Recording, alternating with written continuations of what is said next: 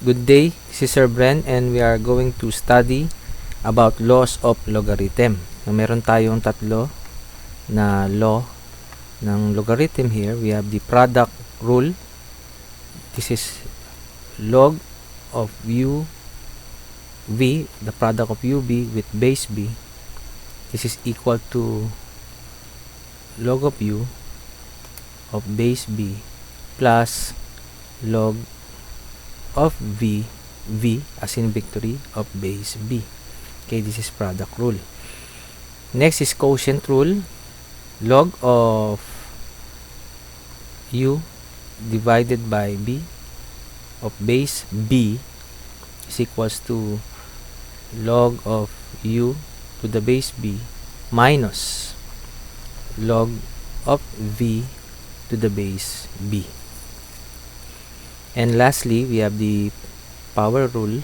Log of u raised to n to the base b is equals to yung n i-bring down ng natin sa left. So, n times log of u to the base b. So, meron tayong tatlo. Okay, now to give examples and apply the law of logarithms by expanding it. Example number 1, log of 27 with base 2. We can rewrite this as log of 9 times 3, diba? 9 times 3 is 27 of base 2. As you can see here, we can apply the product rule, diba? So this is equal to log of 9 with base 2 plus, ang gagamitin natin dito is plus sign, log of 3 of base 2. So this is product rule. Example number 2,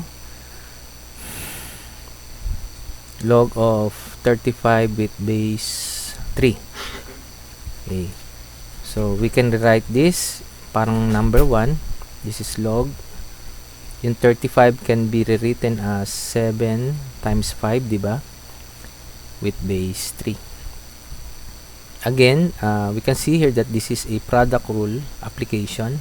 Expanding this, we have log of 7 with base 3 plus log of 5 with base 3.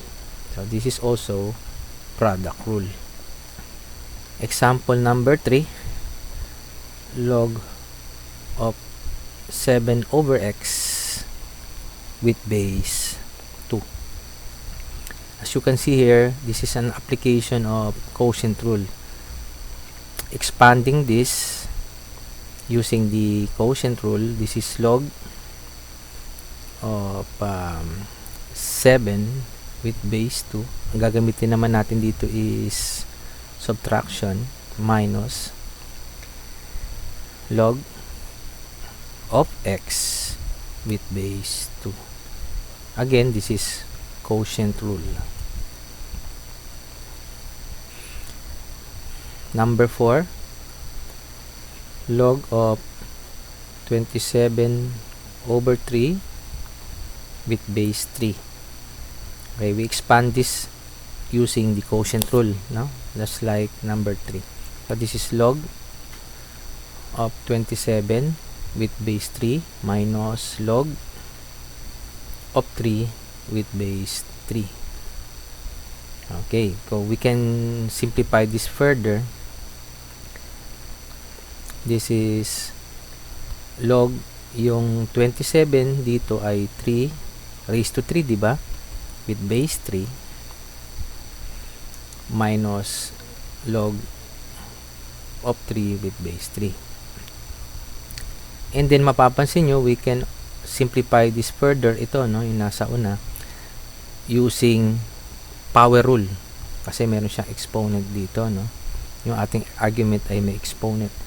So using power rule, we can bring down 3 dito sa left side. 3 log of 3 with base 3 minus, copyhin lang natin yung log of 3 with base 3. So this is our answer in expanded form using quotient rule at saka yung power rule dito.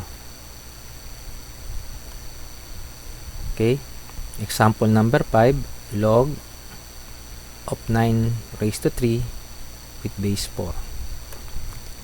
So this one, as you can see, is an application of power rule kasi mapansin natin ng argument natin dito ay may exponent. We are going to do is yung exponent, we will bring this in front, magiging 3 log of 9 with base 4. So this is an application of power rule. Example number 6,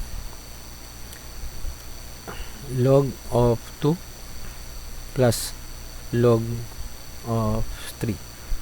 Dito naman sa example na to, we will apply product rule to condense it into a single logarithm. So you can see here that this is an application of power rule kasi sa addition sign, no? Sa plus sign. Therefore this is log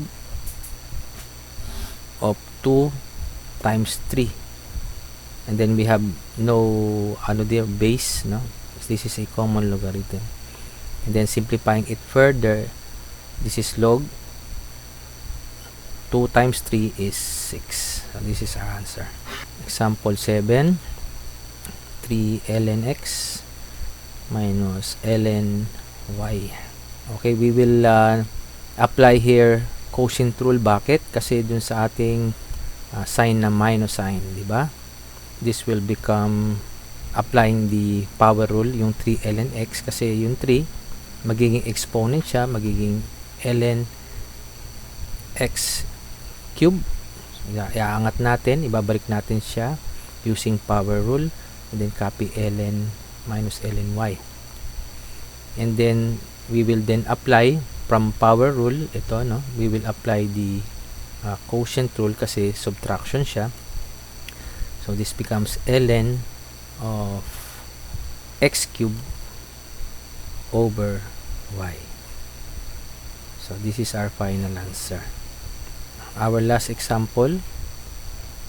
So makikita natin dito na dito sa ating this side we have meron tayong minus 3 log of x with base 5, di ba? So we can apply muna yung power rule dito. Okay, so log of x cube with base 5 minus, applying power rule dito, we have log of x raised to 3. Lagay natin yung 3 as an exponent with base 5. Okay, and then since subtraction yung ating dito, operation, this is quotient rule. With same base, pwede nating ma-apply. This is log of base 5. And then we have x cube over x cube. Ito yung u natin, ito yung b natin, di ba? Okay, simplifying this further, this becomes x cube divided by x cube. This cancels. This becomes 1. So our final answer is log of 1 with base 5, applying quotient rule. Thank you very much. This is Sir Bren. Again, please like the video and subscribe to my channel. I will see you on my next upload. Goodbye and stay safe.